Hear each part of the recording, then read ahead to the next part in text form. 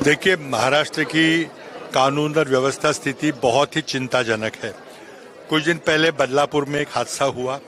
4-4 साल के बच्चों पे किसी ने अत्याचार किया और एक आदमी को वहां पे गिरफ्तार करके सामने रखा गया और उसको एनकाउंटर करके उसकी आवाज बंद कर दी गई। तो इसके पीछे कोई और व्यक्ति है जिसको बचाने की कोशिश सरकार की ओर से हुई। ये बदलापुर की घटना हुई। एनकाउंटर किलिंग महाराष्ट्र में होते थे लेकिन अब बंद हो गए थे। अब ये जो है, क्या ये गैंगलैंड किलिंग है, क्या ये एक्सटॉर्शन किलिंग है, क्या ये पॉलिटिकल एनिमिटी है, क्या है ये? कोई तो इसकी जिम्मेदारी ले। 15 दिन पहले बाबा सिद्दीकी को जान लेने की धमकियां आई थी, उसके बाद उनकी सुरक्षा व्यवस्था बढ़ाई थी, फिर भी इनकी हत्या हुई है। तो क्या पुलिस सो रही थी? मुंबई पूरे देश में एकमात्र शहर है, बड़ा शहर है, जहां पे 2-2 पुलिस कमिश्नर है। एक मुख्यमंत्री का पुलिस कमिश्नर है, एक गृह मंत्री का पुलिस कमिश्नर है। किस तरह से चलेगी कानून व्यवस्था? देखिए, हमारी डिमांड तो सरकार को जिम्मेदारी लेनी पड़ेगी, लेकिन मैं नहीं समझता सरकार कोई जिम्मेदारी लेगी। लेकिन हम मांग करते रहेंगे। कानून व्यवस्था जिस तरह से पुलिस अफसरों के तबादले हो रहे हैं, अपने फेवरेट आदमियों को रखा जा रहा है, कॉम्पिटेंट आदमियों को दूर किया जा रहा है, इसका अंजाम यही होगा। कल एक दर्दनाक घटना हुई मुंबई में। अपने ऑफिस के बाहर बाबा सिद्दीकी जी का जो है वो गोली मार के हत्या की गई। बाबा सिद्दीकी जी और हमारे परिवार के भी बहुत संबंध थे। पिछले कुछ साल पहले वो कांग्रेस में थे, फिर अजित दादा पवार गुट में वो शामिल हो गए। अजित दादा गुट के वो नेता थे। कल वो अपने लड़के जिशान सिद्दीकी के ऑफिस में थे, जहां पे उन पे हमलावरों ने हमला किया और गोली फायरिंग करके उनकी उसमें मुद्दई मौत हुई है। पर इस मौत के बाद कई सवाल पैदा हुए हैं। आज मैं सबसे पूछना चाहती हूँ, सरकारी पक्ष से पूछना चाहती हूँ कि आज उनके शोकाकुल परिवार और हम सब लोग जो है महाराष्ट्र की जनता पूछना चाहते हैं आप सभी से कि जिस तरह से ये 15 दिन में दूसरी घटना है जिसमें गोलीबारी चल के जो है वो मौत हुई है, साथ में साल भर में अगर आप देखोगे तो ये 4-5वीं घटना है जहां पे बंदूकें चली है। बंदूकें चाहे अभिषेक घोसालकर रहे, चाहे भायखला की घटना रहे, चाहे बाबा सिद्दीकी जी के दुर्दैवी मौत की घटना रहे, सिद्धिविनायक के बाहर बंदूकें चलने की बात हो या पुलिस स्टेशन में बंदूकें चलने की बात हो, कहीं ना कहीं हमें पूरी तरह से सोच में डालता है कि आज कायदा सुव्यवस्था की परिस्थिति क्या है। आज महिलाएं न रेलवे स्टेशन पे सुरक्षित है, न बच्चियां स्कूल में। आज रास्ते पे चलने वाली महिलाओं को जो है या लोगों को जो है वो हिट एंड रन केसेस हो रहे हैं। आज सत्ता पक्ष के आमदार जो है वो लोगों को डराने का काम करते हैं, पुलिस के बारे में बात करने का काम करते हैं। हम आपकी बदली कर देंगे, आप अपने फैमिली को मिल भी नहीं पाओगे, हम घर में घुस के मारेंगे, हम पुलिस को क्या करेंगे, पुलिस वीडियो बनाएंगे और अपनी बीबी को दिखाएंगे। इस तरह की भाषा करते हैं। बुजुर्गों को मारा जाता है। ये महाराष्ट्र की परंपरा नहीं है। ये कौन सा महाराष्ट्र हम दे रहे हैं? जिस व्यक्ति को वाय सिक्योरिटी होती है उस व्यक्ति को गोली मारी जाती है, वो भी बीच सड़क में, मुंबई जैसे शहर में।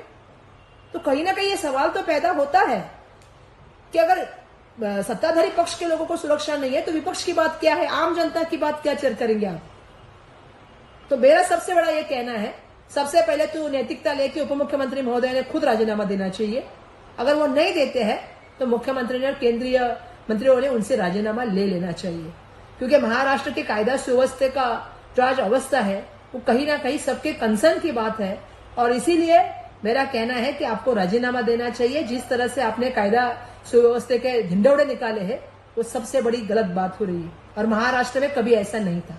मुझे लगता है मुंबई कांग्रेस के एक प्रोग्राम से निकल रहे थे, उसके बाद मुझे आज भी याद है हम थर्ड वेव कॉफी में बैठ करके कॉफी पी थी और उस समय वो निश्चित तौर पर कांग्रेस से बहुत नाराज थे।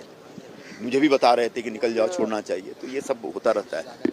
लेकिन जो घटना घटी है कल, वो हम सब के लिए बहुत ही चिंताजनक है, बहुत ही दुर्भाग्यपूर्ण घटना थी।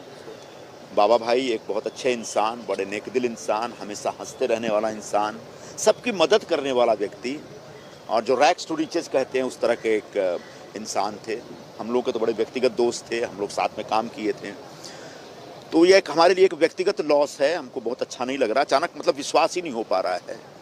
लेकिन जो हुआ है उसके लिए मुंबई पुलिस को और सरकार को बहुत सख्ती से पेश आना पड़ेगा और जो भी हत्यारे हैं 2 हत्यारे पकड़े गए हैं, एक फरार है, अभी शायद इंदौर का रहने वाला है वो।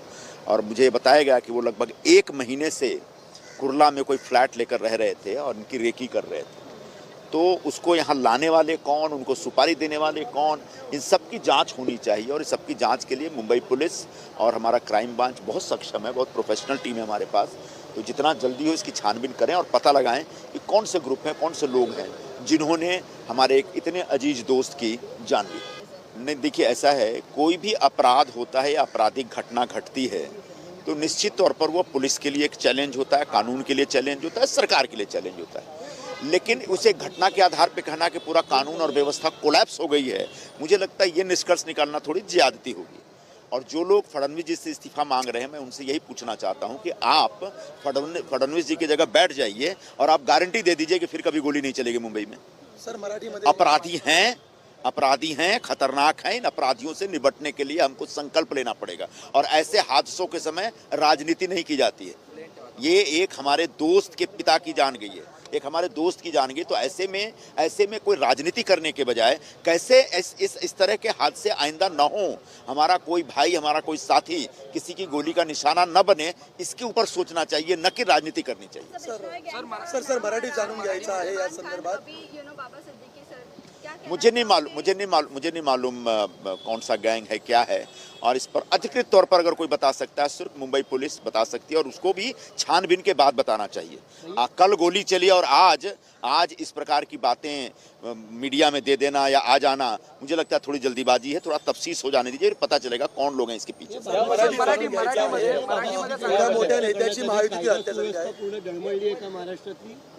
नाही, मला असं वाटत नाही की कायदा आणि सुव्यवस्था महाराष्ट्रात एकदम आणि मुंबईमध्ये एकदम कोलसडली आहे, मला असं काही वाटत नाही।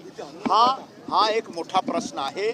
बाबा सिद्दीकी एक मोठे राजकारणी होते, आम्ही सर्वांचे मित्र होते आणि त्यांच्यावर ज्या प्रकारे त्यांच्यावर गोळीबार झाला तो दुःखद घटना आहे आणि या दुःखद घटना बद्दल सरकार आणि पोलीस तर्फे एक योग्य रीतीने कारवाई झाली पाहिजे। मला असं माहित पडलेलं आहे की क्राइम ब्रांचचे 3 या किंवा 5 टीम वेगवेगळ्या दिशेला निघालेले आहेत एक तफ्तीश करण्यासाठी। तो एक समजा एक येत्या 2-3 दिवसात एक क्राइम ब्रांच तर्फे एक चौकसी रिपोर्ट आईल आणि आम्हाला समजेल की एक्झॅक्टली कोण होता बाबाभाईच्या हत्या करण्याच्या मागे।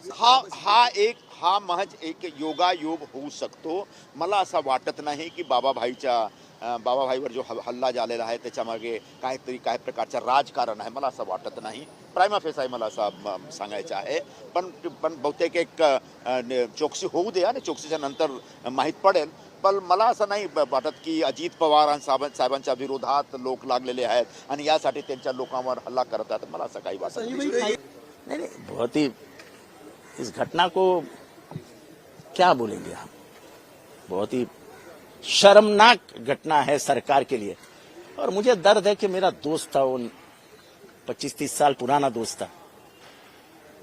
पार्टी बदली, पार्टी ये हुआ वो हुआ, उससे कोई फर्क नहीं गिरता है, लेकिन दोस्ती होती है। जिस तरह से रेकी कर रहे थे इंटेलिजेंस, मैं वही पूछ रहा हूं ना, 2 महीने रेकी कर रहे थे तो पुलिस क्या सोई हुई थी क्या? पुलिस सोई हुई थी क्या? जिस तरह से 80s-90s में अंडरवर्ल्ड मुंबई पे हावी हो गया था, जिसको मांगता है तभी मार देते थे, पर पुलिस ने उसको भी अपने कब्जे में ले लिया। ये बंबई पुलिस की खैसियत थी। पर लेकिन इन्वेस्टिगेशन करने वाले ऑफिसर इन्वेस्टिगेशन के आखिरी तक पहुंचता है और उसको रात को 3 बजे उठाया जाता है किसी के कहने पे। इसको क्या कहोगे आप? इसको क्या कहोगे आप? इतना इंटरफेरेंस बंद करो। आम जनता अपने आप को असुरक्षित महसूस कर रही है। अरे आम जनता महसूस करेगी ना, बोलेगी हमारे सामने एक आमदार मारा जाता है, हमारी मौत तो कभी भी आ सकती है। किसी को कुछ पड़ी ही नहीं है।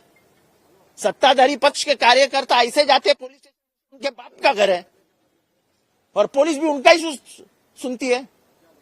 अरे ये तो सब, ये आचार संहिता लगने के बाद मैं तो ये सब पुरावे के साथ दूंगा।